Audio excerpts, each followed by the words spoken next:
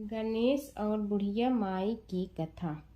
एक बुढ़िया थी, वह बहुत ही गरीब और दृष्टिहीन थी। उसके एक बेटा और बहू थे। वह बुढ़िया सदैव गणेश जी की पूजा किया करती थी। एक दिन गणेश जी प्रकट होकर उस बुढ़िया से बोले, बुढ़िया माँ, तू जो चाहे सो मांग ले। बुढ़िया बोली, मुझे तो मांगना नहीं आता, कैसे और क्या मांगूं? तब गणेश जी बोले, अपने बहू बेटे से पूछ कर मांग ले। तब बुढ़िया ने अपने बेटे से कहा, गणेश जी कहते हैं तू कुछ मांग ले, बता मैं क्या मांगूं? पुत्र ने कहा, माँ तू धन मांग ले। बहू से पूछा तो बहू ने कहा, नाती मांग ले। तब बुढ़िया ने सोचा कि ये तो अपने अपने मतलब की बात कर रहे हैं। अतः उस बुढ़िया ने पड़ोसन से पूछा तो उन्होंने कहा, बुढ़िया तू तो थोड़े दिन जियोगी, क्यों तू धन मांगो और क्यों नाती मांगे? तू तो अपनी आँखों की रोशनी मांग ले, जिससे तेरी जिंदगी आराम से कट जाए। इस पर बुढ़िया बोली, यदि आप प्रसन्न है तो मुझे 9 करोड़ की माया दे, निरोगी काया दे, अमर सुहाग दे, आँखों की रोशनी दे, नाती दे, पोता दे और सब परिवार को सुख दे और अंत में मोक्ष दे। यह सुनकर तब गणेश जी बोले, बुढ़िया माँ, तुमने तो हमें ठग लिया। फिर भी जो तूने मांगा है वचन के अनुसार सब तुझे मिलेगा। और यह कहकर गणेश जी अंतर ध्यान हो गए। उधर बुढ़िया माँ ने जो कुछ मांगा वह सब कुछ मिल गया। हे गणेश जी महाराज, जैसे तुमने उस बुढ़िया माँ को सब कुछ दिया वैसे ही सबको देना। एक बार एक नगर में एक मालिन रहती थी। उसके पति चल बसे थे। उसका एक 4 साल का पुत्र था। उसकी सास कठोर हृदय की स्त्री थी। वह बहू को बहुत तकलीफ देती थी। एक दिन सास ने बहू और पोते को घर से निकाल दिया। वे दोनों रोते हुए चलते चलते एक जंगल में जा पहुंचे। वहां एक बड़े पेड़ के नीचे बैठ गए। वहां से थोड़ी दूर पर एक गणेश जी का मंदिर था। वहां बहुत लोग गणेश जी के दर्शन करने आते थे। दर्शन करके गणेश जी को प्रसाद चढ़ाते थे। फिर वह प्रसाद सबको बांट देते थे। इस प्रसाद से माँ बेटे का गुजारा होने लगा। दोनों गणेश जी की पूजा पाठ में लग गए। एक दिन उन्होंने सोचा, क्यों न हम भी जंगल से फूल लाकर बेचें। वे रोज जंगल से फूल लाकर उसकी माला बनाकर बेचने लगे। साथ में पूजा की सामग्री और प्रसाद भी बेचने लगे। इससे उनको आमदनी होने लगी। गणेश जी की कृपा से आमदनी बढ़ने लगी। जल्दी ही उन्होंने एक मकान और एक दुकान बना लिया। एक राजा की लड़की मंदिर में रोज पूजा करने आती थी। मालिन के बेटे को देखकर राजकुमारी उस पर मोहित हो गई और उससे विवाह करने की सोचने लगी। उसने अपनी भाभी से अपने मन की बात कही। भाभी अनुभवी थी। उसने कहा, ये तो मालिन का बेटा है और तुम एक राजा की बेटी हो। यदि तुमने उससे विवाह किया तो तुम्हारी बहुत बेइज्जती होगी। पर राजकुमारी अपनी बात पर अड़ी रही। उसने कहा, मैंने तो प्रतिज्ञा कर ली है कि उसी से विवाह करूंगी। भाभी ने घर जाकर सारी बात राजा को बता दी। राजा ने मना नहीं किया और विवाह के लिए तैयार हो गए। उन्होंने बड़े धूमधाम से बेटी का विवाह मालिन के बेटे के साथ कर दिया। मालिन ने सबसे पहले बेटे बहू को गणेश जी के मंदिर में ले जाकर पूजा पाठ करवाया और गणेश जी का आशीर्वाद दिलवाया। इसके बाद पूरे नगर में यह बात फैल गई कि गणेश जी की पूजा करने से सब दुख कष्ट दूर हो जाते हैं। इस बात पर सुनते ही नगर के सभी लोग मंदिर आने लगे। मालिन और उसके बेटे की बिक्री और बढ़ गई। उधर उसकी सास के बुरे दिन आ गए। अन्नदाता उससे रूठ गए और वह भूखों मरने लगी। एक दिन वह रोती धोती उसी गणेश जी के मंदिर में आ पहुंची। वहां वह मालिन के बेटे से बोली, मैं भूखी हूँ, मुझे रोटी कपड़ा दे दो, इसके बदले में तुम्हारा सारा काम कर दूंगी। लड़के को दया आ गई और उसे काम पर रख लिया। उसने अपनी दादी को नहीं पहचाना। जब मालिन घर आई तो उसने सास को पहचान लिया। वह सास से बोली, सासू जी आप यहाँ कैसे? सास ने पोते की तरफ इशारा करके कहा, मेरी इस सेठ के यहाँ नौकरी लग गई है। बहू बोली, यह आपका पोता है और यह घर भी आपका ही है, यह दुकान भी आपकी ही है। जब आपने हमें घर से निकाला तब गणेश जी ने हमारी रक्षा की। बहू की बात सुनकर सास बोली, मेरी करनी मैं भोगूंगी। बहू बोली, सासू जी अब आप हमारे यहाँ रहो और पोते का सुख देखो। हे गणेश जी महाराज, जैसा सुख आपने मालिन को दिया वैसा ही सुख सबको देना। माता सीता की कथा। यह कहानी सीता माता कहती थी और श्री राम इसे सुना करते थे। एक दिन श्री राम भगवान को किसी काम के लिए बाहर जाना पड़ा तो सीता माता कहने लगी कि भगवान, मेरा तो 12 वर्ष का नित्य नियम है। अब आप बाहर जाएंगे तो मैं अपनी कहानी किसे सुनाऊंगी। श्री राम ने कहा कि तुम कुएं की पाल पर जाकर बैठ जाना और वहां जो औरतें पानी भरने आएंगी उन्हें अपनी कहानी सुना देना। सीता माता कुएं की पाल पर जाकर बैठ जाती हैं। एक स्त्री आई, उसने रेशम की जड़ी की साड़ी पहन रखी थी और सोने का घड़ा ले रखा था। सीता माता उसे देख कहती हैं कि बहन, मेरा 12 वर्ष का नित्य नेम सुन लो। पर वह स्त्री बोली कि मैं तुम्हारा नित्य नेम सुनूंगी तो मुझे घर जाने में देरी हो जाएगी और मेरी सास मुझसे लड़ेंगी। उसने कहानी नहीं सुनी और चली गई। उसकी रेशम जड़ी की साड़ी फट गई, सोने का घड़ा मिट्टी के घड़े में बदल गया। सास ने देखा तो पूछा कि ये किसका दोष अपने सिर लेकर आ गई है। बहू ने कहा कि कुएं पर एक औरत बैठी थी, उसने कहानी सुनने के लिए कहा, लेकिन मैंने सुनी नहीं, जिसका यह फल मिला है। बहू की बात सुनकर अगले दिन वही साड़ी और घड़ा लेकर सास कुएं की पाल पर गई। सास को वहीं माता सीता बैठी मिली तो माता सीता ने कहा कि बहन, मेरी कहानी सुन लीजिए। सास बोली कि एक बार छोड़, मैं तो 4 बार कहानी सुन लूंगी। राम आए, लक्ष्मण आए, देश के पुजारी आए, नित नेम का नेम लाए, आओ राम बैठो राम, तपी रसोई जियो राम, माखन मिश्री खाओ राम, दूध बतासा पियो राम, सूत के पल का मोठो राम, साल दुसाला पोठो राम, साल दुसाला ओढ़ो राम, जब बोलो जब राम ही राम, राम संवारे सबके काम, खाली घर भंडार भरेंगे, सबका बेड़ा पार करेंगे, श्री राम जय राम जय जय राम। सास बोली कि बहन, कहानी तो बहुत अच्छी लगी। कहानी सुनकर सास घर चली गई और उसकी साड़ी फिर से रेशम जड़ी की बन गई। मिट्टी का घड़ा फिर सोने के घड़े में बदल गया। बहू कहने लगी, सासू माँ, आपने ये सब कैसे किया। सास ने कहा कि बहू, तू दोष लगा के आई थी और मैं अब दोष उतार कर आ रही हूँ। बहू ने फिर पूछा कि वह कुएं वाली स्त्री कौन है। सास बोली कि वे सीता माता थी। वे पुराने से नया कर देती हैं, खाली घर में भंडार भर देती हैं। वह लक्ष्मी जी का वास घर में कर देती हैं। आदमी की जो भी इच्छा हो उसे पूरा कर देती हैं। बहू बोली कि ऐसी कहानी मुझे भी सुना दो। सास बोली कि ठीक है, तुम भी सुनो। और सास ने कहानी शुरू की।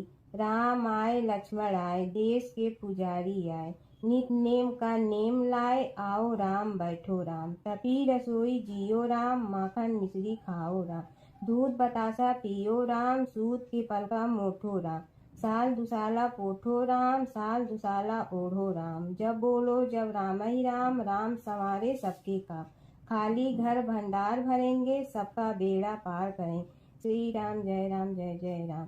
कहानी सुनकर बहू बोली कि कहानी तो बहुत अच्छी है। सास ने कहा कि ठीक है, इस कहानी को रोज कहा करेंगे। अब सास बहू रोज सवेरे उठती, नहाती धोती और पूजा करने के बाद नित्य-नेम की सीता की कहानी कहती। एक दिन उनके यहाँ एक पड़ोस की औरत आई और बोली कि बहन जरा सी आँच दे ना। तो वह बोली कि आज तो अभी हमने जलाई ही नहीं। पड़ोसन ने कहा कि तुम सुबह 4 बजे से उठकर क्या कर रही हो। फिर उन्होंने कहा कि सुबह उठकर हम पूजा करते हैं, फिर सीता माता की नित्य नेम की कहानी कहते हैं। पड़ोसन ने उसकी बात सुनकर फिर कहा कि सीता माता की कहानी कहने से तुम्हें क्या मिलता है। वे बोली कि इनकी कहानी कहने से घर में भंडार भर जाते हैं, सारे काम सिद्ध होते हैं, मन की इच्छा भी पूरी हो जाती है। पड़ोसन कहती है कि बहन ऐसी कहानी तो मुझे भी सुना दो। फिर वह बोली कि ठीक है, तुम भी यह कहानी सुन लो। राम आए लक्ष्मण आए, देश के पुजारी आए, नित नेम का नेम लाए, आओ राम बैठो राम।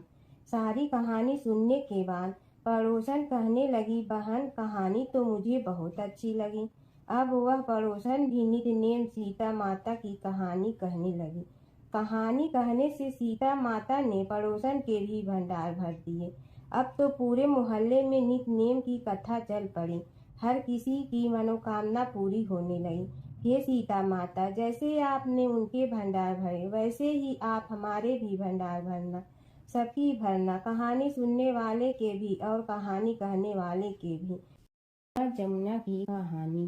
प्राचीन समय में एक गांव था जिसमें 2 बहनें रहा करती थी। एक बहन का नाम गंगा था तो दूसरी बहन का नाम जमुना था। एक बार दोनों बहनें एक साहूकार के खेत से गुजर रही थी तो जमुना ने 13 दाने जौ के तोड़ लिए। जिसे देख गंगा बोली कि तुझे तो ग्रहण लग गया, तूने चोरी की है। इस पर जमुना बोली कि अब मेरा ग्रहण कैसे धुलेगा। गंगा ने कहा कि तुझे 12 साल तक साहूकार के यहाँ नौकरी करनी पड़ेगी, तभी तेरा पाप धुलेगा और ग्रहण से मुक्ति मिलेगी। जमुना साहूकार के यहाँ नौकरी के लिए जाती है और अपने लिए काम मांगती है। साहूकार उसे काम पर रख लेता है, लेकिन काम करने से पहले जमुना उसे कहती है कि मैं सारे काम करूंगी लेकिन 4 काम नहीं करूंगी। जूठे बर्तन नहीं मांजूंगी, झाड़ू नहीं लगाऊंगी, बिस्तर नहीं बिछाऊंगी और दिया नहीं जलाऊंगी। 12 साल के बाद कुंभ का मेला लगा तो साहूकारनी भी कुंभ नहाने जाने लगी। जमुना ने उसे जाते देख कहा कि कुंभ के मेले में मेरी बहन गंगा मिलेगी तो उसे यह सोने का टक्का दे देना, इससे वह अपने हाथों में सुंदर चूड़ियां पहन लेगी। साहूकारनी ने कुंभ के मेले में गंगा को वह सोने का टका दे दिया। गंगा ने उनसे वह टका लेते हुए कहा कि मेरी बहन को कहना कि उसके 12 वर्ष पूरे हो गए हैं, अब वह वहां वापिस आ जा। साहूकार व साहूकारनी वापिस घर आए तब जमुना मटके में पानी भर रही थी। दोनों जमुना से बोले कि हमने सोने का वह टका तेरी बहन गंगा को दे दिया था और उसने कहा है कि तेरे 12 वर्ष पूरे हो गए हैं, इसलिए अब तुम वापिस जाओ। यह समाचार सुनते ही जमुना सहस्त्र धारा में बदल गई और बहने लगी। जमुना जी का यह रूप देखकर साहूकार और साहूकारनी परेशान हो गई थी। हमारे घर में जमुना माता ने काम किया, हमें तो अब ग्रहण लग गया है, हम यह ग्रहण कैसे उतारेंगे। जमुना भागकर गंगा माता के पास चली गई। गंगा ने जमुना से पूछा कि तुम साहूकारनी से कुछ कहकर आई हो या ऐसे ही बिना बताए आ गई।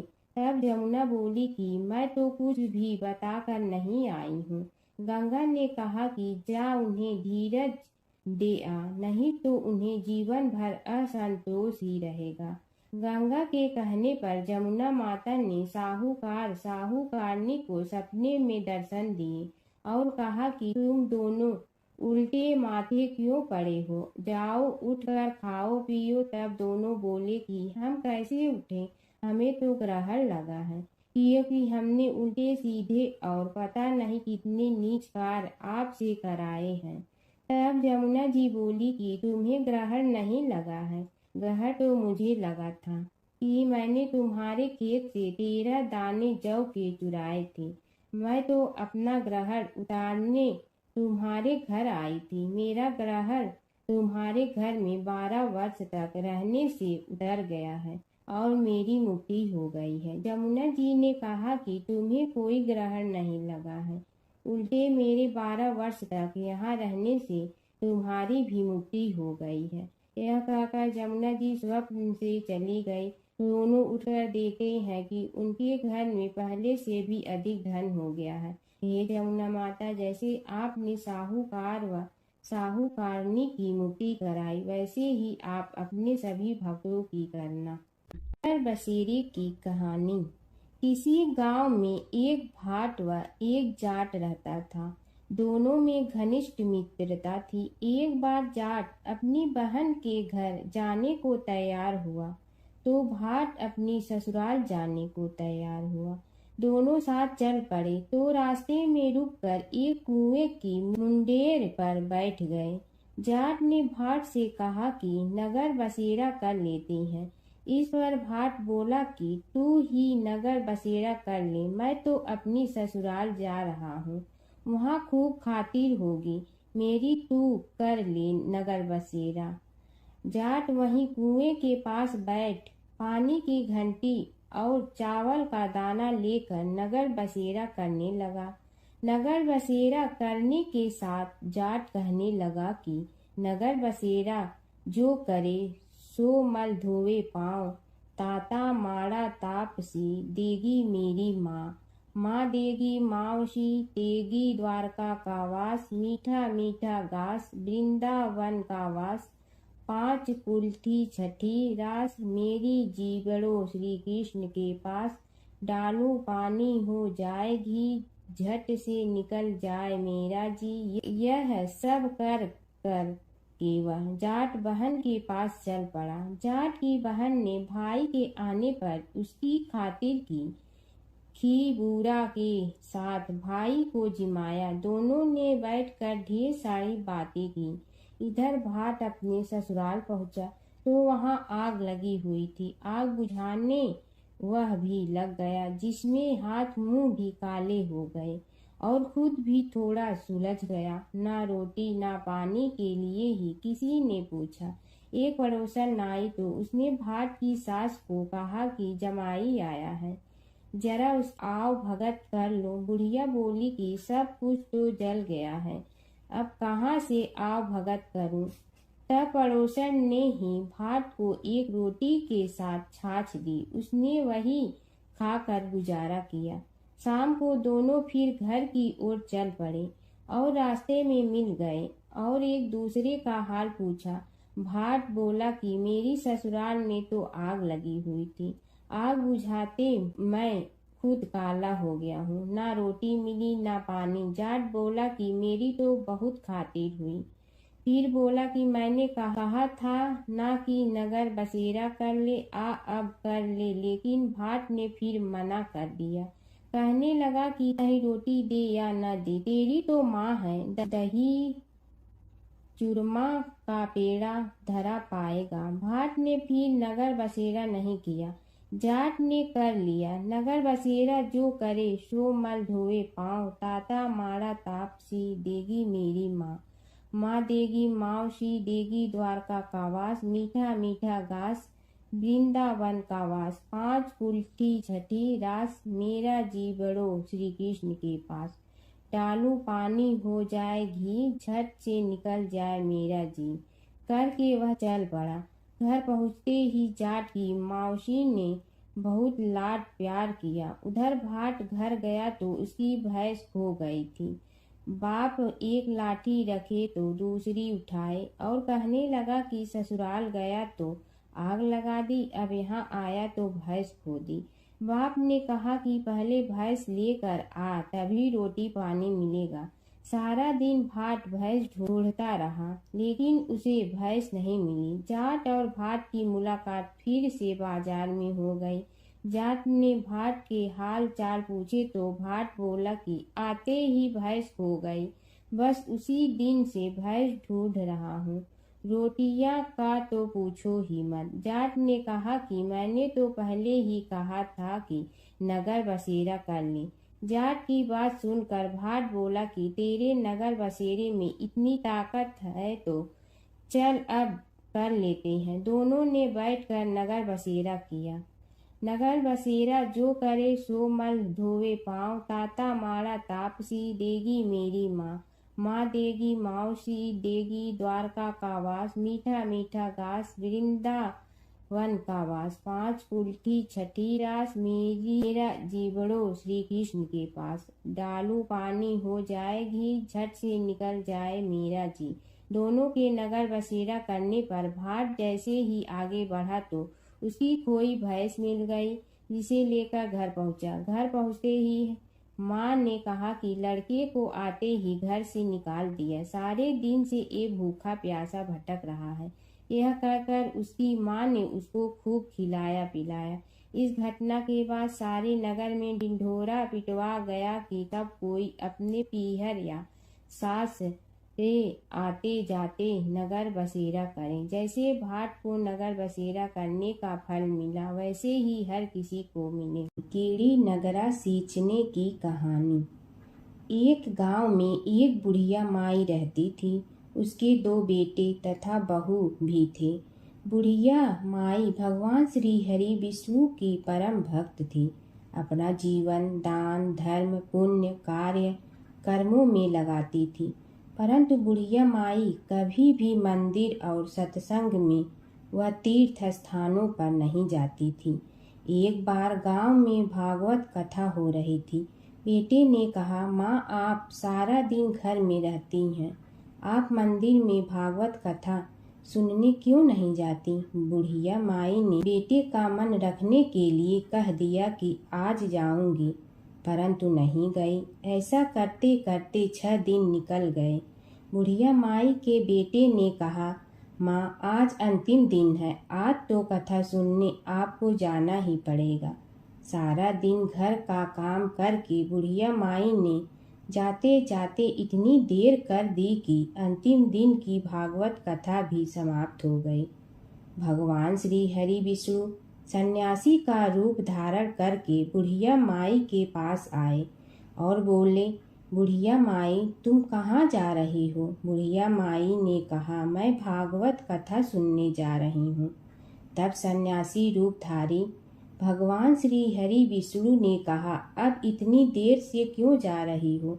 वहाँ तो अब कथा समाप्त हो गई है, अब वहाँ जाकर क्या करोगी? बुढ़िया माई ने कहा, अब घर से निकली हूँ तो जाकर ही रहूंगी। सब सन्यासी रूपधारी भगवान श्री हरि विष्णु ने कहा कि अब कथा समाप्त हो गई, भक्त लोग भी अपने अपने घर चले गए, अब तुम वहाँ से क्या लाओगी? तो बुढ़िया माई बोली, कुछ नहीं तो मैं वहाँ से एक ईंट ही उठा लाऊंगी। तो सन्यासी रूपधारी भगवान श्री हरि विष्णु बोले, तुम वहाँ से मिट्टी की ईंट लाओगी, उसके बदले में मैं तुम्हें एक सोने की ईंट देता हूँ। बुढ़िया माई ने ईंट ले ली और घर की तरफ चल पड़ी और विचार करने लगी कि यदि यह ईंट मैं घर लेकर जाऊंगी तो बेटे बहू झगड़ने लगेंगे। इसीलिए घर के आंगन में बाहर ही बुढ़िया माई ने वह ईंट जमीन में गाड़ दी। परंतु अब बुढ़िया माई का ध्यान उस ईंट पर ही रहने लगा। खाने पीने घर के काम करने में सदैव बुढ़िया माई अपना ध्यान सोने की ईंट पर ही लगाई रखती। बेटे बहू ने पूछा, माँ पूरे दिन घर के आंगन में क्या करती रहती हो? तो बुढ़िया माई ने कहा, मैं आने जाने वाले को देखती रहती हूँ। एक दिन बुढ़िया माई मर गई। यमराज के दूत बुढ़िया माई को लेने आए। बुढ़िया माई को लेकर धर्मराज जी के पास पहुँचे और धर्मराज जी को सारी बात बतलाई। धर्मराज जी ने बुढ़िया माई को कुतिया की योनि दे दी और कुतिया उसी पेड़ के नीचे बैठी रहती। बुढ़िया माई की बहू ने कहा, इस कुतिया को यहाँ से भगाओ, नहीं तो यह बच्चों को काट जाएगी। तो उसके बेटे ने उसकी पीठ पर एक लकड़ी मारी और बुढ़िया माई मर गई और को सर्प की योनि मिली। आंगन में सर्प को देखकर बेटे बहू ने किसी को काट नहीं जाए, इसी डर से मार दिया। फिर बुढ़िया माई मरकर धर्मराज जी के पास पहुंची। बुढ़िया माई कीड़ी का रूप धारण करके उस आंगन में कीड़ी नगरा बना लिया। आंगन में कीड़ी नगरा हो गया। घर वाले बहुत परेशान हुए। घर वाले भोजन भी नहीं बना रहे थे और मन ही मन होने का स्मरण करने लगे। तब भगवान श्री हरि विष्णु सन्यासी का रूप धारण करके आए और बोले कि कुछ खाने को दे दो। तो घरवाले ने कहा, महाराज, हमारे खाने को भी कुछ नहीं बनाया क्योंकि हमारे घर में कीड़ी नगरा हो गया है। आप ही इसका कुछ उपाय बतलाइए। तब महाराज जी ने आंगन में खोदा और सोने की 28 निकाली और दोनों बेटों को दे दी और कहा, तुम्हारी माँ के नाम से दान पुण्य करना, धर्मशाला बनवाना, स्कूल बनवाना, प्याऊ लगवाना, गौशाला में गाय के चारे खाने की व्यवस्था करना। परंतु दोनों बेटे आपस में झगड़ने लगे कि तू दान कर, तू दान कर। किसी ने बुढ़िया माई के नाम से कोई दान नहीं किया और कीड़ी नगरा वहाँ उसी स्वरूप में स्थापित रहा। कुछ दिन बाद सन्यासी वापस आया और बुढ़िया माई के बेटों ने भगवान स्वरूपधारी सन्यासी महाराज से कहा कि हमारी घर की हालत वैसी की वैसी है, कीड़ी नगरा तो वैसे का वैसा ही है। तब साधु रूपधारी सन्यासी महाराज ने कहा, वह सोने के ईंट के टुकड़े लाओ और उन्हें बेचकर उनसे जो भी धन मिले उसे तुम्हारी माँ के नाम से दान पुण्य करो। इस कीड़ी नगरा पर शक्कर और आटा डालो। तुम ऐसा करोगे तो तुम्हारी माँ को मोक्ष प्राप्ति होगी। और उनके घर से कीड़ी नगरा चला गया। जो व्यक्ति प्रतिदिन सुबह प्रातः आटा और शक्कर कीड़ी नगरे पर डालता है वह सदैव धनवान, पुत्रवान, संपन्न, सुख शांति से जीवन यापन करता है। उसके घर में कभी कोई कष्ट नहीं आता है। उसका जीवन सदा सर्वदा आनंद से व्यतीत होता है। उसके परिवारजन उसे अत्यधिक स्नेह प्रदान करते हैं।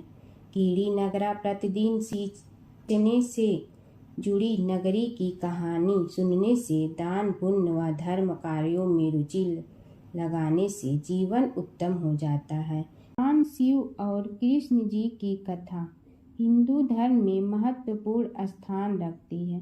ये कथाएं अक्सर एक दूसरे से जुड़ी हैं, जिनमें शिव को कृष्ण का भक्त और कृष्ण को शिव का आराध्य बताया गया है। पुराणों में शिव और कृष्ण के कई लीलाओं का वर्णन है। कृष्ण के दर्शन के लिए शिव का साधु वेश में गोकुल जाना। एक पौराणिक कथा के अनुसार भगवान शिव एक साधु का वेश धारण करके गोकुल में कृष्ण के दर्शन के लिए गए थे। मैया यशोदा ने उन्हें भिक्षा देने के लिए आई, लेकिन शिव ने कृष्ण के दर्शन के अलावा कुछ भी स्वीकार करने से इनकार कर दिया। यशोदा ने पहले तो मना कर दिया, लेकिन बाद में पूर्णमासी काकी के समझाने पर उन्होंने कृष्ण को साधु के सामने प्रकट किया। शिव ने कृष्ण के दर्शन किए और उनके चरणों की छाप छोड़कर चले गए। यशोदा और नंद राय समझ गए कि यह कोई साधारण साधु नहीं था, बल्कि कोई दिव्य पुरुष था। नारद मुनि का घमंड। एक बार नारद मुनि को अपने ज्ञान और भक्ति पर घमंड हो गया।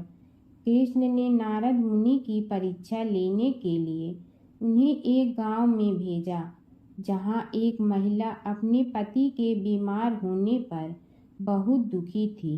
नारद मुनि ने महिला को समझाया कि वह भगवान से प्रार्थना करे, लेकिन महिला ने कहा कि वह अपने पति को कष्ट में नहीं देख सकती। तब नारद मुनि ने राधा से मिलने का फैसला किया। राधा ने नारद मुनि को चरणामृत दिया और कहा कि वह इसे अपने पति को दे। नारद मुनि ने जब राधा से चरणामृत लिया तो उन्हें एहसास हुआ कि राधा का प्रेम कृष्ण के प्रति सबसे महान है। इस घटना के बाद नारद मुनि का घमंड चूर चूर हो गया। नारद मुनि और कृष्ण की लीला। नारद मुनि अक्सर कृष्ण की लीलाओं में शामिल होते थे। एक बार नारद मुनि इंद्र के दरबार से द्वारका जा रहे थे। रास्ते में उन्होंने पारिजात वृक्ष का एक फूल लिया और कृष्ण को दे दिया। कृष्ण ने वह फूल रुक्मिणी को दे। नारद मुनि ने देखा कि कृष्ण ने वह फूल रुक्मिणी को दिया तो उन्हें बहुत खुशी हुई। भगवान विष्णु और नारद की कथा। एक बार नारद मुनि जी ने भगवान विष्णु जी से पूछा, हे भगवान, आपका इस समय सबसे प्रिय भक्त कौन है? अब विष्णु तो भगवान हैं, सो झट से समझ गए अपने भक्त नारद मुनि की बात और मुस्कुरा कर बोले, मेरा सबसे प्रिय भक्त उस गांव का एक किसान है। यह सुनकर नारद मुनि जी थोड़ा निराश हुए और फिर से एक प्रश्न किया, हे भगवान, आपका बड़ा भक्त तो मैं हूँ, तो फिर सबसे प्रिय क्यों नहीं? भगवान विष्णु जी ने नारद मुनि जी से कहा, इसका जवाब तो तुम खुद ही दोगे। जाओ, एक दिन उसके घर रहो और फिर सारी बात मुझे बताना। नारद मुनि जी सुबह सवेरे मुंह अंधेरे उस किसान के घर पहुंच गए। देखा अभी अभी किसान जगा है और उसने अब सबसे पहले अपने जानवरों को चारा देता, फिर मुंह धोता, दैनिक कार्यों से निवृत्त होता, जल्दी जल्दी भगवान का नाम लिया, रूखी सूखी रोटी खाकर जल्दी जल्दी अपने खेतों पर चला गया। सारा दिन खेतों में काम किया और शाम को वापस घर आया। जानवरों को अपनी जगह बांधा, उन्हें चारा पानी डाला, हाथ धोया, मुंह धोया, फिर थोड़ी देर भगवान का नाम लिया, फिर परिवार के संग बैठकर खाना खाया और कुछ बातें की और फिर से सो गया। अब सारा दिन यह सब देखकर नारद मुनि जी भगवान विष्णु के पास वापिस आए और बोले, भगवान, मैं आज सारा दिन उस किसान के संग रहा, लेकिन वो तो ढंग से आपका नाम भी नहीं ले सकता।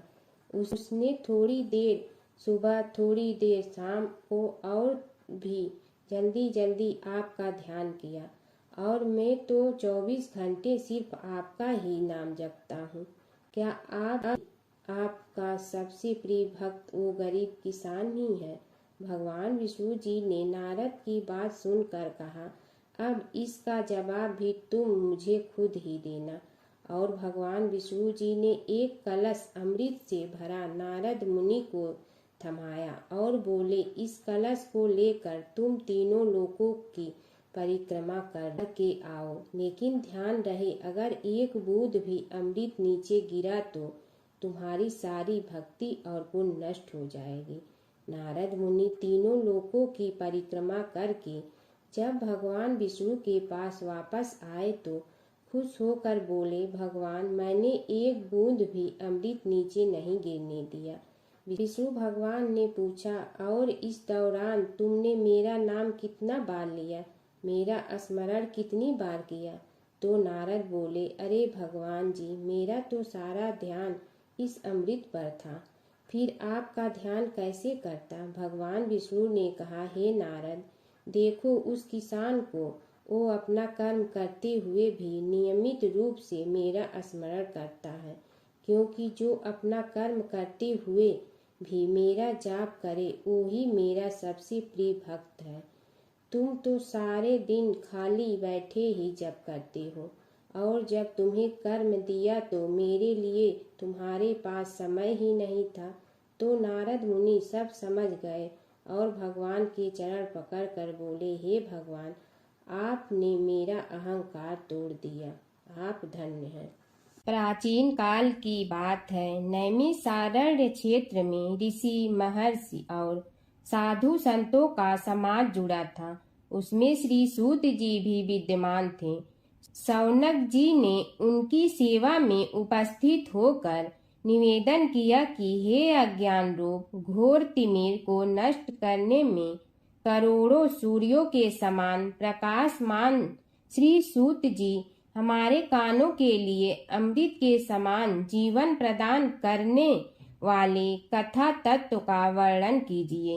हे सूत जी, हमारे हृदयों में ज्ञान के प्रकाश की वृद्धि तथा भक्ति, वैराग्य और विवेक की उत्पत्ति जिस कथा से हो सकती हो, वह हमारे प्रति कहने की कृपा कीजिए। शौनक जी की जिज्ञासा से सूत जी बड़े प्रसन्न हुए। पुरातन इतिहासों के स्मरण से उनका शरीर पुलकायमान हो रहा था।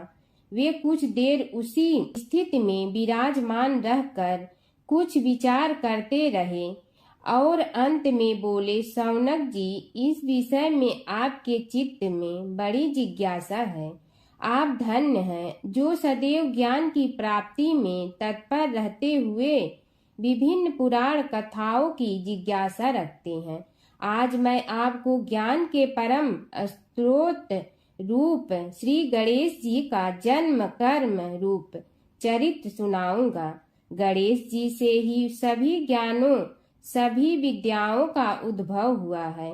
अब आप सावधान चित्त से विराजमान हो। श्री गणेश जी के ध्यान और नमस्कार पूर्वक उनका चरित्र श्रवण करें। नमस्तस्मै गणेशाय ब्रह्मा विद्या प्रदायिनी यनागस्त्यसमः साक्षात विघ्न सागर सोषणे।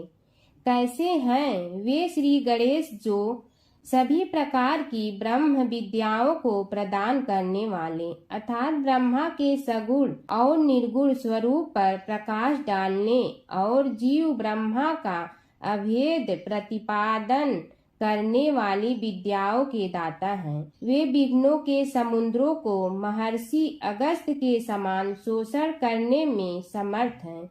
इसलिए उनका नाम विघ्न सागर शोषक के नाम से प्रसिद्ध है। मैं उन भगवान श्री गणेश जी को नमस्कार करता हूँ। प्रथम पूजा के अधिकारी श्री गणेश जी, यह कहकर सूत जी कुछ समय के लिए मौन हो गए और फिर बोले, शौनक जी, भगवान गणेश जी ही सर्वप्रथम पूजा प्राप्ति के अधिकारी हैं। किसी भी देवता की पूजा करो, पहले उनकी पूजा करो।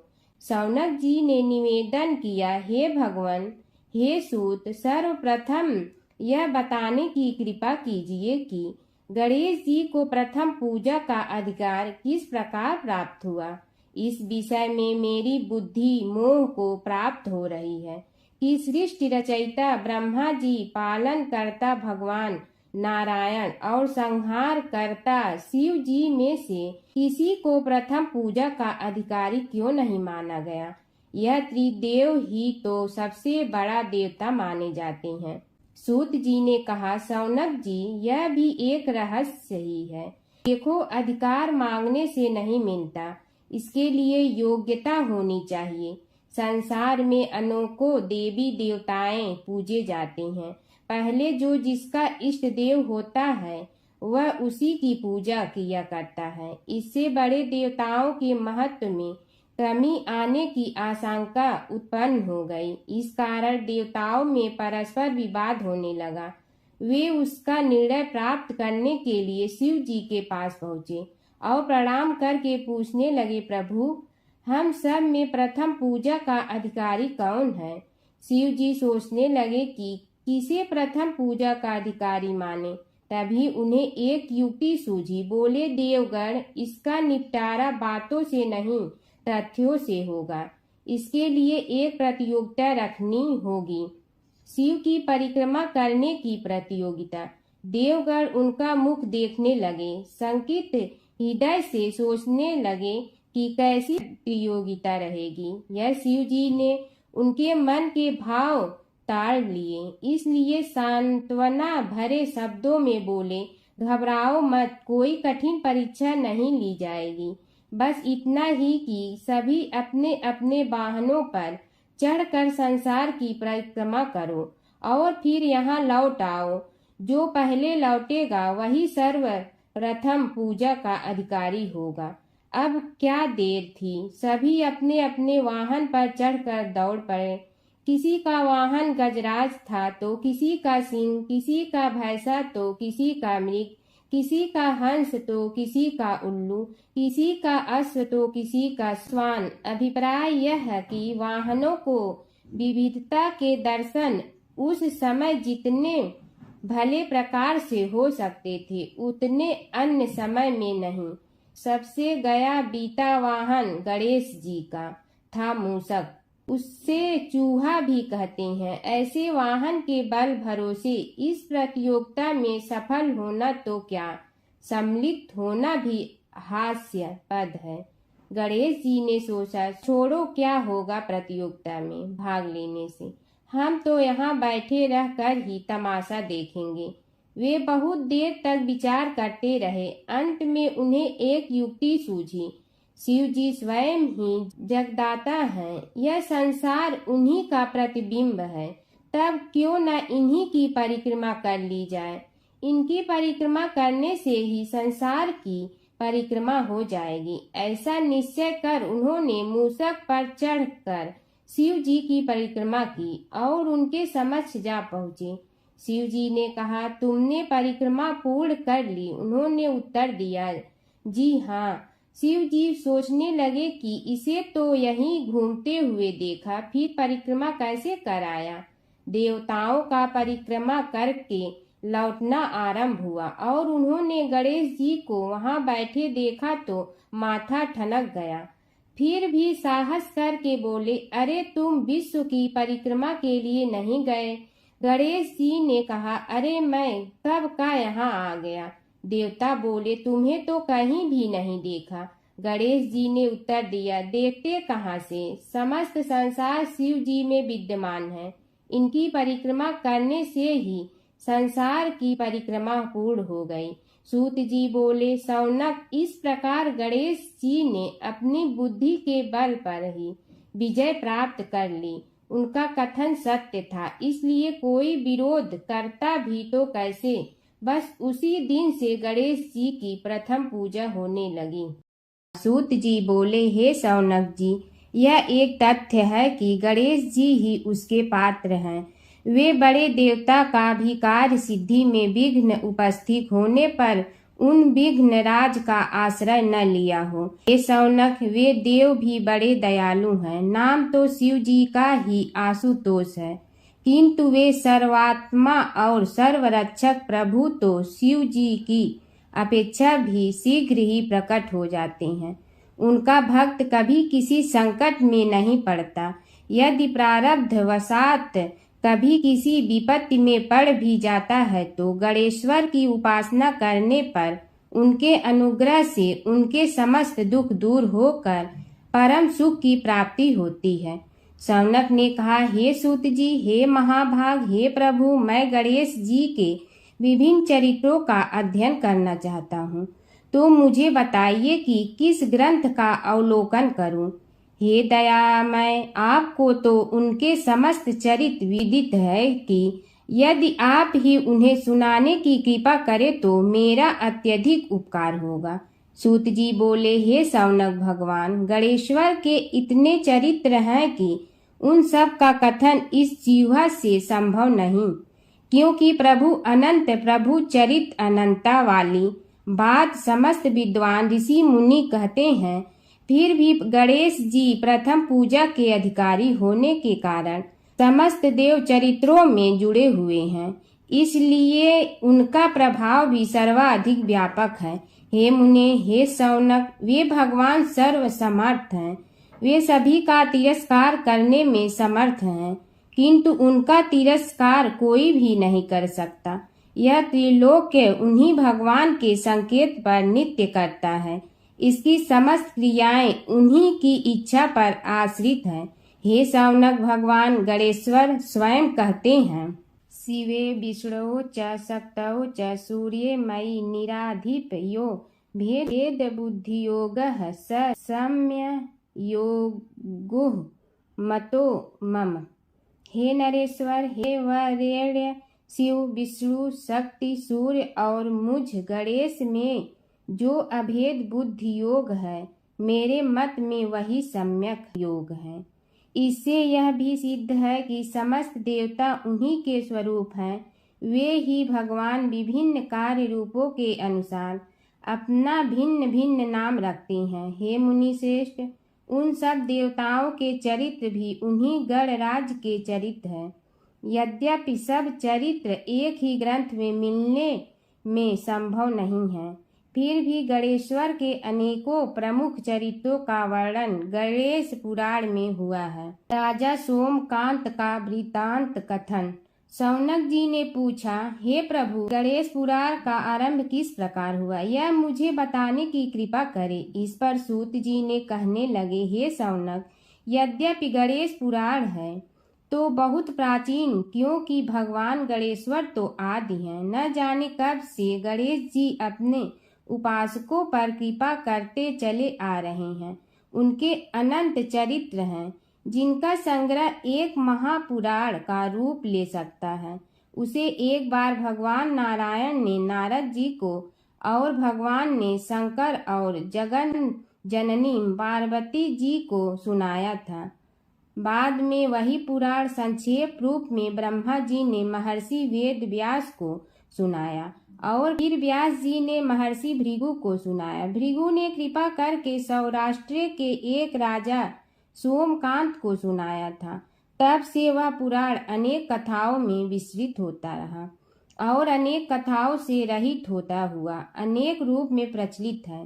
शौनक जी ने पूछा, भगवान, आप यह बताने का कष्ट करें कि राजा सोमकांत कौन था।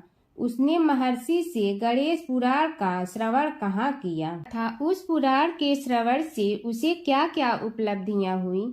हे नाथ, मुझे श्री गणेश्वर की कथा के प्रति उत्कंठा बढ़ती ही जा रही है। सूत जी बोले, हे शौनक, सौराष्ट्र के देवनगर नाम की एक प्रसिद्ध राजधानी थी। वहाँ का राजा सोमकांत था। वह अपनी प्रजा का पुत्र के समान पालन करता था। वह वेद ज्ञान संपन्न, शस्त्र विद्या में पारंगत एवं प्रबल प्रतापी राजा, समस्त राजाओं में मान्य तथा अत्यंत वैभवशाली था। उसका ऐश्वर्य कुबेर के भी ऐश्वर्य को लज्जित करता था। उसने अपने पराक्रम से अनेकों देश जीत लिए थे। उसकी पत्नी अत्यंत रूपवती, गुणवती, धर्माज्ञा एवं पतिव्रत धर्म का पालन करने वाली थी। वह सदैव अपने प्राणनाथ की सेवा में लगी रहती थी। उसका नाम सुधर्मा था। जैसे वह प्रतिव्रता थी, वैसे ही राजा भी एक पत्नी व्रता का पालन करने लगा। उसके हेमकांत नामक एक सुंदर पुत्र था। वह भी सभी विद्याओं का ज्ञाता और अस्त्र शस्त्रादि के अभ्यास में निपुण हो गया था। यह सभी श्रेष्ठ लक्षणों से संपन्न, सद्गुणी एवं प्रजा जनों के हितों का अत्यंत पोषक था। इस प्रकार राजा सोमकांत स्त्री, पुत्र, पशु, वाहन, राज्य एवं प्रतिष्ठा आदि से सब प्रकार सुखी था। उससे दुख तो था ही नहीं। सभी राजागण उसका हार्दिक सम्मान करते थे तथा उसकी श्रेष्ठ कीर्ति भी संसार व्यापी थी। परंतु युवा अवस्था के अंत में सोमकांत को घृणित कोष्ठ रोग हो गया। उसके अनेक उपचार किए गए, किंतु कोई लाभ नहीं हुआ। रोग शीघ्रता से बढ़ने लगा और उसके कीड़े पड़ गए। जब रोग की अधिक वृद्धि होने लगी और उसका कोई उपाय न हो सका, तो राजा ने मंत्रियों को बुलाकर कहा, सुव्रतो, जाने किस कारण यह रोग मुझे पीड़ित कर रहा है। अवश्य ही यह किसी पूर्व जन्म के पाप का फल होगा। इसलिए मैं अब अपना समस्त राजपाट छोड़कर वन में रहूंगा। मेरे पुत्र हेमकांत को मेरे समान मानकर राज्य शासन का धर्म पूर्वक संचालन कराते रहें। यह कहकर राजा ने शुभ दिन दिखवाकर अपने पुत्र हेमकांत को राज्य पद पर अभिषेक किया और अपनी पत्नी सुधर्मा के साथ निर्जन वन की ओर चल दिया। प्रजापालक राजा के वियोग में समस्त प्रजा जन अश्रु बहाते हुए उनके साथ चले गए। राज्य की सीमा पर पहुंचकर राजा ने अपने पुत्र अमात्यगण और प्रजा जनों को समझाया, आप सब लोग धर्म के जानने वाले श्रेष्ठ आचरण में तत्पर एवं सहृदय हैं। यह संसार तो वैसे भी परिवर्तनशील है। जो आज है वह कल नहीं था और आने वाले कल में भी नहीं रहेगा। इसलिए मेरे जाने से दुख का कोई कारण नहीं है। मेरे स्थान पर मेरा पुत्र सभी कार्यों को करेगा, इसलिए आप सब उसके अनुशासन में रहते हुए उसे सदैव सम्मान करते रहें। फिर पुत्र से कहा, बेटा, यह स्थिति सभी के समझ आती रही है। हमारे पूर्व पुरुष भी परंपरागत रूप से वृद्धावस्था आने पर वन में जाते रहे हैं। मैं कुछ समय पहले ही वन में जा रहा हूँ, तो कुछ पहले या पीछे जाने में कोई अंतर नहीं पड़ता। यदि कुछ वर्ष बाद जाऊं तब भी मोह का त्याग करना ही होगा। इसलिए हे वत्स, तुम दुखित मत हो और मेरी आज्ञा मानकर राज्य शासन को ठीक प्रकार चलाओ। ध्यान रखना, क्षत्रिय धर्म का कभी त्याग न करना और प्रजा को सदा सुखी रखना। इस प्रकार राजा सोमकांत ने सभी को समझा बुझाकर वहां से वापस लौट आया और स्वयं अपनी पतिव्रता भार्या के साथ वन में प्रवेश किया। पुत्र हेमकांत के आग्रह से उसने सुबल और ज्ञान गम्य नामक 2 आत्माओं को भी साथ ले लिया। उन सब ने एक समतल एवं सुंदर स्थान देखकर वहां विश्राम किया। तभी उन्हें एक मुनि कुमार दिखाई दिया। राजा ने उससे पूछा, तुम कौन हो, कहाँ रहते हो? यदि उचित समझो तो मुझे बताओ। मुनि बालक ने कोमल बाड़ी में कहा, मैं महर्षि भृगु का पुत्र हूँ। मेरा नाम च्यवन है। हमारा आश्रम निकट में ही है। अब आप भी अपना परिचय दीजिए। राजा ने कहा, मुनि कुमार, आपका परिचय पाकर मुझे बड़ी प्रसन्नता हुई। मैं सौराष्ट्र के देवनगर नामक राज्य का अधिपति रहा हूँ। अब अपने पुत्र को राज्य देकर मैंने अरण्य की शरण ली है। मुझे कुष्ठ रोग अत्यंत पीड़ित किए हुए हैं। उसकी निवृत्ति का कोई उपाय करने वाला हो तो कृपा कर मुझे बताइए। मुनि कुमार ने कहा, मैं अपने पिताजी से अपना वृतांत कहता हूँ, फिर वे जैसा कहेंगे आपको बताऊंगा। यह कहकर मुनि बालक चला गया और कुछ देर में ही आकर बोला, राजन, मैंने आपका वृतांत अपने पिताजी को बताया। उनकी आज्ञा हुई है कि आप सब मेरे साथ आश्रम में चलकर उनसे भेंट करें, तभी आपके रोग के विषय में भी विचार किया जाएगा। राजा सोमकांत के पूर्व जन्म का वृत्तांत भृगु द्वारा वर्णन। राजा अपनी पत्नी और अमात्यों के सहित च्यवन के साथ साथ भृगु आश्रम में जा पहुंचा और उन्हें प्रणाम कर बोला, हे भगवान, हे महर्षि, मैं आपकी शरण हूँ। आप मुझ कुष्ठी पर कृपा कीजिए। महर्षि बोले, राजन, यह तुम्हारे किसी पूर्व जन्म कृत पाप का ही उदय हो गया है। इसका उपाय मैं विचार करके बताऊंगा। आज तो तुम सब स्नान आज से निवृत्त होकर रात्रि विश्राम करो। महर्षि की आज्ञा अनुसार सबने स्नान भोजन आदि के उपरांत रात्रि व्यतीत की और प्रातः काल स्नान आदि नित्य कर्मों से निवृत्त होकर महर्षि की सेवा में उपस्थित हुए। महर्षि ने कहा, राजन, मैंने तुम्हारे पूर्व जन्म का वृत्तांत जान लिया हूँ और यह भी विदित कर लिया है कि किस पाप के फल से तुम्हें इस रोग की प्राप्ति हुई है। यदि तुम चाहो तो उसे सुना दूं। राजा ने हाथ जोड़कर निवेदन किया, बड़ी कृपा होगी मुनिनाथ, मैं उसे सुनने के लिए उत्कंठित हूँ। महर्षि ने कहा, तुम पूर्व जन्म में एक धनवान वैश्य के लाडले पुत्र थे। वह वैश्य विंध्याचल के निकट कौलहार नामक ग्राम में निवास करता था। उसकी पत्नी का नाम सुलोचना था। तुम उसी वैश्य दंपत के पुत्र हुए। तुम्हारा नाम कामद था। तुम्हारा लालन पालन बड़े लाड चाव से हुआ। उन्होंने तुम्हारा विवाह एक अत्यंत सुंदरी वैश्य कन्या से कर दिया था, जिसका नाम कुटुम्बिनी था। यद्यप तुम्हारी भार्या सुशीला थी और तुम्हें सदैव धर्म में निरत देखना चाहती थी, किंतु तुम्हारा स्वभाव वासनांध होने के कारण दिन प्रतिदिन उज्जवल होता जा रहा था। किंतु माता पिता भी धार्मिक थे, इसलिए उनके सामने तुम्हारी उज्ज्वलता दबी रही। परंतु माता पिता की मृत्यु के बाद तुम निरंकुश हो गए और अपनी पत्नी की बात भी नहीं मानते थे। तुम्हें अनाचार में प्रवृत्त देखकर उसे दुख होता था, तो भी उसका कुछ बस न चलता था। तुम्हारी उन्मत्तता चरम सीमा पर थी। अपनों से भी द्वेष और क्रूरता का व्यवहार किया करते थे, हत्या आदि कराते थे। तुम्हारे लिए सामान्य बात हो गई। पीड़ित व्यक्तियों ने तुम्हारे विरुद्ध राजा से पुकार की, अभियोग चला और तुम्हें राज्य की सीमा से भी बाहर चले जाने का आदेश हुआ। तब तुम घर छोड़कर किसी निर्जन वन में रहने लगे। उस समय तुम्हारा कार्य लोगों को लूटना और हत्या करना ही रह गया। एक दिन मध्याह्न काल था। गुणवर्धक नामक एक विद्वान ब्राह्मण उधर से निकला। बेचारा अपनी पत्नी को लिवाने के लिए ससुराल जा रहा था। तुमने उस ब्राह्मण युवक को पकड़कर लूट लिया। प्रतिरोध करने पर उसे मारने लगे तो वह चित्कार करने लगा, मुझे मत मार, मत मार, देख मेरा दूसरा विवाह हुआ है, मैं पत्नी को लेने के लिए जा रहा हूँ। किंतु तुम तो क्रोधवश में ऐसे लीन हो रहे थे कि तुमने उसकी बात सुनकर भी नहीं सुनी।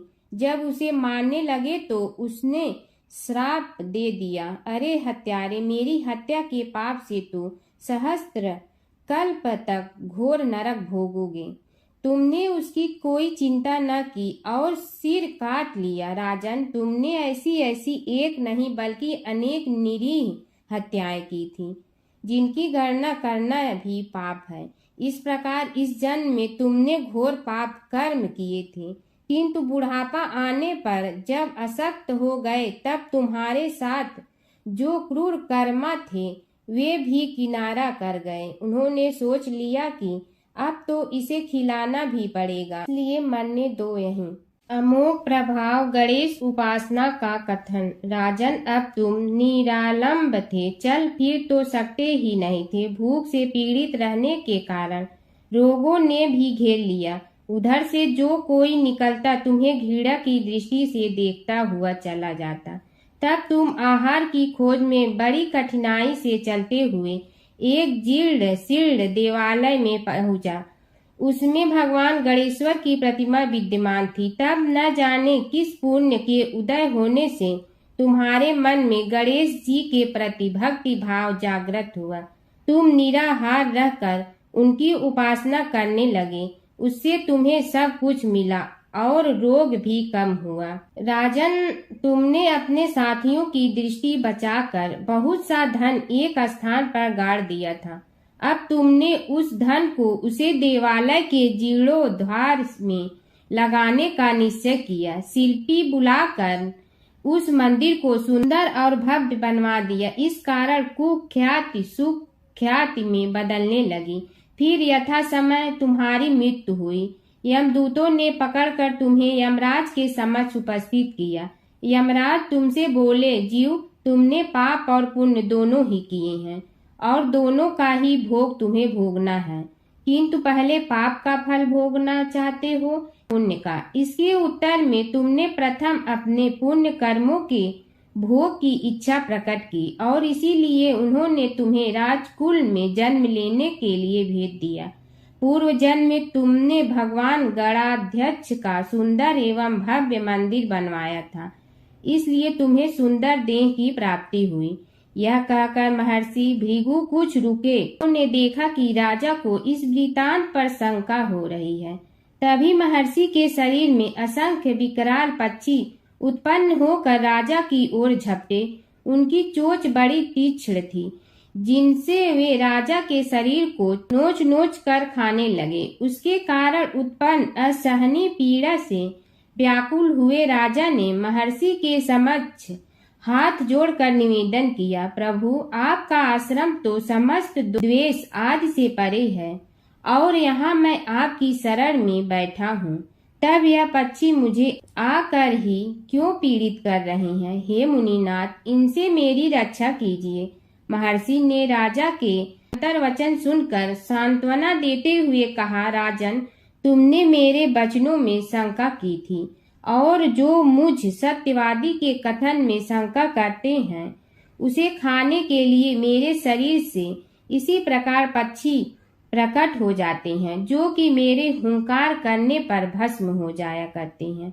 यह कर महर्षि ने हुंकार की और तभी वे समस्त पक्षी भस्म हो गए। राजा श्रद्धावनत होकर उनके समक्ष अश्रुपात करता हुआ बोला, प्रभु, अब आप पाप से मुक्त होने का उपाय कीजिए। महर्षि ने कुछ विचार कर कहा, राजन, तुम पर भगवान गणेश्वर की कृपा सहज रूप से है और वे ही प्रभु तुम्हारे पापों को भी दूर करने में समर्थ हैं। इसलिए तुम उनके पाप नाशक चरित्रों का श्रवण करो। गणेश पुराण में उनके चरित्रों का भले प्रकार वर्णन हुआ है, अतएव तुम श्रद्धा भक्ति पूर्वक उसी को सुनने में चित्त लगाओ। राजा ने प्रार्थना की, महामुनि, मैंने गणेश पुराण का नाम भी आज तक नहीं सुना, तो उनके सुनने का सौभाग्य कैसे प्राप्त कर सकूंगा? हे नाथ, आपसे अधिक ज्ञानी और प्रकांड विद्वान और कौन हो सकता है? आप ही मुझ पर कृपा कीजिए। महर्षि ने राजा की दीनता देखकर उसके शरीर पर अपने कमंडल का मंत्रपूत जल छिड़का। तभी राजा को एक छींक आई और नासिका से एक अत्यंत छोटा काले वर्ण का पुरुष बाहर निकल आया। देखते देखते वह बढ़ गया। उसके भयंकर रूप को देखकर राजा कुछ भयभीत हुआ, किंतु समस्त आश्रमवासी वहां से भाग गए। वह पुरुष महर्षि के समक्ष हाथ जोड़कर खड़ा हो गया।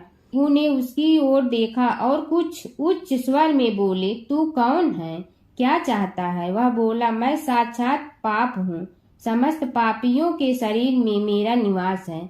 आपके मंत्रपूत जल के स्पर्श से मुझे विवश होकर राजा के शरीर से बाहर निकलना पड़ा है। अब मुझे बड़ी भूख लगी है, बताइए क्या खाऊं और कहाँ रहूं? महर्षि बोले, तू उस आम के अवकाश स्थान में निवास कर और उसी वृक्ष के पत्ते खाकर जीवन निर्वाह कर। यह सुनते ही वह पुरुष आम के वृक्ष के पास पहुंचा, किंतु उसके स्पर्श मात्र से वह वृक्ष जलकर भस्म हो गया। फिर जब पाप पुरुष को रहने के लिए कोई स्थान दिखाई न दिया तो वह भी अंतर्हित हो गया। एक बार अपने पुत्र के खातिर भगवान शिव और श्री कृष्ण के बीच छिड़ गया था प्रलयंकारी युद्ध। भगवान शिव जहाँ प्रलय के देवता हैं, वहीं श्री कृष्ण पालन करता। दोनों के कारण ही यह जगत सुचारू रूप से चल रहा है और दोनों महाशक्तिशाली हैं। लेकिन कभी आपने सोचा है कि अगर कभी दोनों में युद्ध हुआ तो उसका इस संसार पर क्या असर पड़ेगा और दोनों में से विजयी कौन होगा? चलिए जानते हैं एक पौराणिक कथा जहां इन दोनों के भयंकर युद्ध का वर्णन मिलता है। पौराणिक कथा के अनुसार एक बार राजा बलि के सबसे बड़े पुत्र बाणासुर ने शिवपुत्र कार्तिकेय की सुंदरता से मोहित होकर भगवान शिव का पुत्र बनने की इच्छा जताई। उसने भगवान शिव की कठोर तपस्या की, जिसके बाद शिव जी ने उसे अपने पुत्र के रूप में स्वीकार कर लिया। एक समय ऐसा आया जब बाणासुर की पुत्री उषा को श्री कृष्ण के पुत्र अनिरुद्ध से प्रेम हो गया। उषा की मायावी मित्र अप्सरा चित्रलेखा ने अनिरुद्ध और उषा का गंधर्व विवाह करा दिया। जब बाणासुर को यह बात पता चली तो उसने अनिरुद्ध का अपहरण कर उसे अपना बंदी बना लिया। फिर क्या था, श्री कृष्ण ने अपनी पूरी सेना के साथ बाणासुर की नगरी पर धावा बोल दिया। श्री कृष्ण और बाणासुर का युद्ध। बाणासुर श्री कृष्ण की नारायणी सेना से अकेले नहीं लड़ सकता था, इसलिए उसने भगवान शिव से मदद मांगी। अब युद्ध में श्री कृष्ण की नारायणी सेना के विरुद्ध बाणासुर की सेना के साथ भगवान शिव और कुमार कार्तिकेय भी लड़ रहे थे। युद्ध इतना भयानक था कि एक पल को लगा कि भगवान शंकर ने अग्निशस्त्र से गरुड़ पर सवार श्री कृष्ण, बलराम और प्रद्युम्न मारे गए। लेकिन उसी समय श्री कृष्ण ने वरुणास्त्र का प्रयोग कर महादेव के अग्नेस्त्र को शांत कर दिया। फिर शिव जी के अस्त्रों के जवाब में श्री कृष्ण ने वैष्णवास्त्र का प्रयोग किया, जिससे संपूर्ण जगत अंधकार में डूब गया। गुस्से में भगवान शंकर ने 4 पंखा वाला बाण अपने हाथ में ले लिया तो श्री कृष्ण ने जीभरास्त्र उठाया। इस तरह यह युद्ध समय के साथ विकराल हो गया और इस युद्ध से समस्त सृष्टि में हाहाकार मच गया। तब ब्रह्मा जी को युद्ध रोकने आना पड़ा। उन्होंने दोनों को सारी स्थिति स्पष्ट की कि किस प्रकार उनके युद्ध से संसार का विनाश हो रहा है। उनके समझाने के बाद महादेव युद्ध में पीछे हट गए, लेकिन कार्तिकेय और बाणासुर भगवान श्री कृष्ण से युद्ध करते रहे। जब श्री कृष्ण ने बाणासुर को परास्त किया, अंत में भगवान श्री कृष्ण ने युद्ध में बाणासुर को पराजित करने के लिए अपना सुदर्शन चक्र प्रयोग किया और उसकी मदद से बाणासुर के सहस्त्र भुजाओं को काट डाला। जैसे ही श्री कृष्ण अपने चक्र से उसका वध करने लगे, कार्तिकेय के साथ महादेव वहां फिर से पहुंच गए, लेकिन इस बार उन्होंने युद्ध करने के बजाय श्री कृष्ण से बाणासुर को माफ करने का अनुरोध किया। भगवान शिव ने श्री कृष्ण से कहा कि मैंने इसे अभय दान दिया है, इसलिए अगर आप इसका वध कर देंगे तो मेरा वचन झूठा पड़ जाएगा। शिव जी के ऐसा कहने पर श्री कृष्ण ने बाणासुर को क्षमा कर दिया और अनिरुद्ध, उषा सहित अपनी पूरी सेना लेकर वहां से चल दिए। बाणासुर को आज भी अजर अमर माना जाता है और बाद में भगवान शिव के उसे अपने गढ़ों में शामिल कर लिया। एक बार गणेश जी एक छोटे बालक के रूप में चिमटी में चावल और चमचे में दूध लेकर निकले।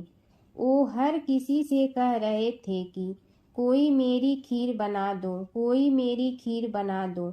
एक बुढ़िया बैठी हुई थी, उसने कहा, ला मैं बना दूं। वह छोटा सा बर्तन चढ़ाने लगी। तब गणेश जी ने कहा कि दादी माँ, छोटी सी भगोनी मत चढ़ाओ, तुम्हारे घर में जो सबसे बड़ा बर्तन है वही चढ़ा दो। बुढ़िया ने वही चढ़ा दिया।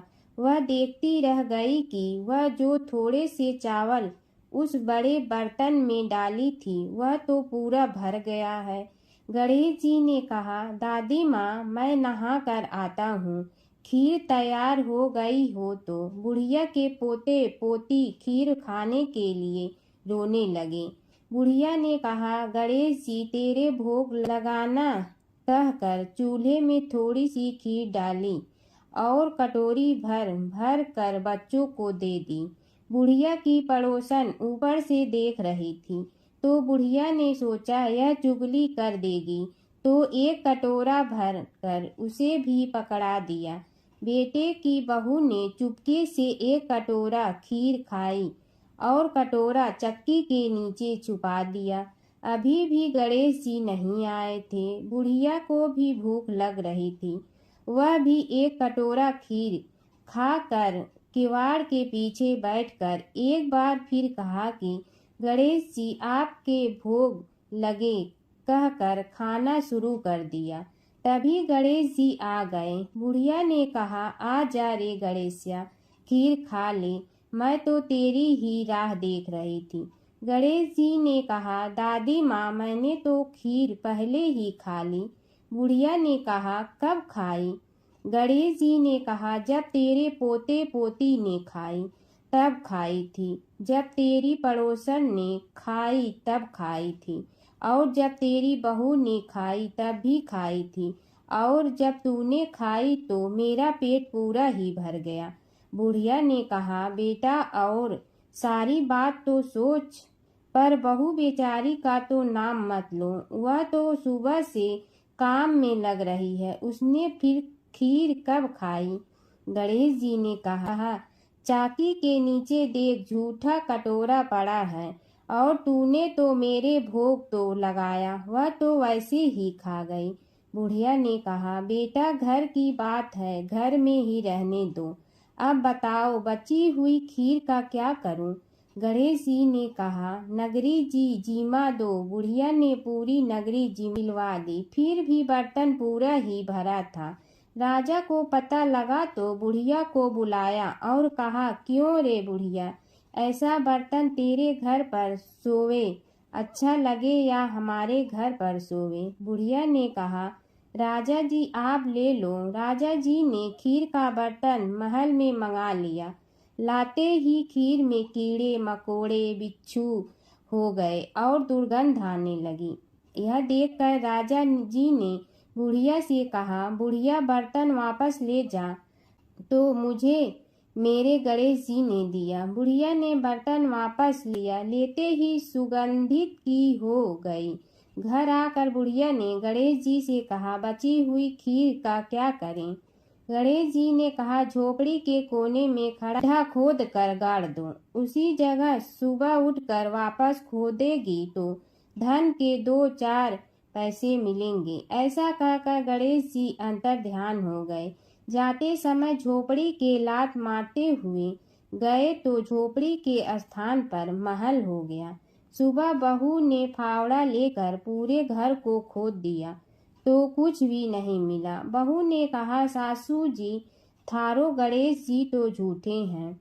सास ने कहा, बहू मारो गणेश झूठो तो नहीं है, ला मैं देखूं। वह फावड़ा लेकर खोजने लगी तो टन टन करते 2 धन के चरे घड़े निकले आए। बहू ने कहा, सासू जी गणेश जी तो साचो ही हैं। सास ने कहा, गणेश जी तो भावनाओं का भूखा है। यह गणेश जी जैसा आपने बुढ़िया को दिया वैसा सबको देना। हर व्रत कथा के साथ पढ़ी और सुनी जाने वाली लपसी तपसी की यह कहानी। एक लपसी था, एक तपसी था। तपसी हमेशा भगवान की तपस्या में लीन रहता था। लपसी रोजाना 1.25 सेर की लपसी बनाकर भगवान का भोग लगाकर जीम लेता था। एक दिन दोनों लड़ने लगे। तपसी बोला, मैं रोज़ भगवान की तपस्या करता हूँ, इसलिए मैं बड़ा हूँ। लपसी बोला, मैं रोज़ भगवान को 1.25 सेर लपसी का भोग लगाता हूँ, इसलिए मैं बड़ा हूँ। नारद जी वहाँ से गुजर रहे थे। दोनों को लड़ता देखकर उनसे पूछा कि तुम क्यों लड़ रहे हो? तपसी ने खुद के बड़ा होने का कारण बताया और लपसी ने अपना कारण बताया। नारद जी बोले, तुम्हारा फैसला मैं करूँगा। दूसरे दिन लपसी और तपसी नहाकर अपनी रोज की भक्ति करने आए तो नारद जी ने छुपकर 1.25 करोड़ की एक अंगूठी उन दोनों के आगे रख दी। तपसी की नज़र उस अंगूठी पर पड़ी जो उसने चुपचाप अंगूठी उठाकर अपने नीचे दबा ली। तब लपसी की नज़र अंगूठी पर पड़ी, लेकिन उसने ध्यान नहीं दिया। भगवान को भोग लगाकर लपसी खाना खाने लगा। नारद जी सामने आए तो दोनों ने पूछा कि कौन बड़ा? तो नारद जी ने तपसी से खड़ा होने को कहा। वो खड़ा हुआ तो उसने नीचे दबी अंगूठी दिखाई पड़ी। नारद जी ने लपसी से कहा, तपस्या करने के बाद भी तुम्हारी चोरी करने की आदत नहीं गई, इसलिए लपसी बड़ा है और तुम्हें तुम्हारी तपस्या का कोई फल भी नहीं मिलेगा। तपसी शर्मिंदा होकर माफ़ी मांगने लगा। उसने नारद जी से पूछा, मुझे मेरी तपस्या का फल कैसे मिलेगा? नारद जी ने कहा, यदि कोई गाय और कुत्ते की रोटी नहीं बनाएगा तो फल तुम्हें मिलेगा। यदि कोई ब्राह्मण को भोजन करवा कर दक्षिणा नहीं देगा तो फल तुम्हें मिलेगा। यदि कोई साड़ी के साथ ब्लाउज नहीं देगा तो फल तुझे मिलेगा। यदि कोई दिए से दिया जलाएगा तो फल तुम्हें मिलेगा। यदि कोई सारी कहानी सुने लेकिन तुम्हारी कहानी नहीं सुने तो फल तुझे मिलेगा। उसी दिन से हर व्रत कथा कहानी के साथ लपसी तपसी की कहानी भी सुनी और कही जाती है। ओम जय जगदीश हरे स्वामी जय जगदीश हरे। भक्त जनों के संकट क्षण में दूर करे। ओम जय जगदीश हरे। जो ध्यावे फल पावे दुख बिन दे मन का। सुख संपत्ति घर आवे कष्ट मिटे तन का। ओम जय जगदीश हरे। मात पिता तुम मेरे शरण कहूँ किसकी। तुम विनय और न दूजा आस करूँ जिसकी। ओम जय जगदीश हरे। तुम पूर्ण परमात्मा तुम अंतर्यामी। पार ब्रह्म परमेश्वर तुम सबके स्वामी। ओम जय जगदीश हरे। तुम बिंदा के सागर तुम पालन करता। मैं मूर्ख कल काम कृपा करो भरता। ओम जय जगदीश हरे। तुम हो ये कय गोचर सबके प्राणपति। किस विधि मिलूं दया में तुमको मैं कुमति। ओम जय जगदीश हरे। दीन बंधु दुख हरता तुम रक्षक मेरे। अपने हाथ उठाओ द्वार पड़ा तेरे। ओम जय जगदीश हरे। विषय विकार मिटा पाप हरो देवा। श्रद्धा भक्ति बढ़ाओ संतन की सेवा। ओम जय जगदीश हरे। तन मन धन सब तेरा स्वामी सब कुछ है तेरा। तेरा तुझको अर्पण क्या लागे मेरा। ओम जय जगदीश हरे। जय जगदीश हरे स्वामी जय जगदीश हरे। भक्त जनों के संकट क्षण में दूर करे। ओम जय जगदीश हरे स्वामी जय जगदीश हरे।